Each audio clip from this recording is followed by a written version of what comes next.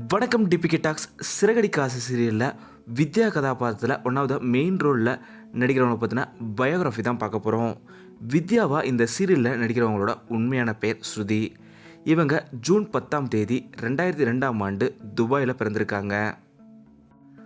ஷார்ஜாவில் இருக்க ஜெம் ஸ்கூலில் தான் தன்னோட பள்ளி படிப்பை முடிச்சிருக்காங்க ஸ்ருதி அவங்க. இதுக்கப்புறம் இவங்க ஃபேமிலியோட சென்னைக்கு மூவ் ஆயிருக்காங்க.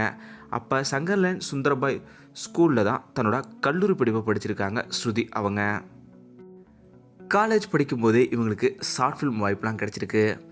ஏன்னா இவங்க காலேஜ் படிக்கும்போதுலேருந்தே பல நிகழ்ச்சிகளையுமே காலேஜில் தொகுத்து வழங்கியிருக்காங்க.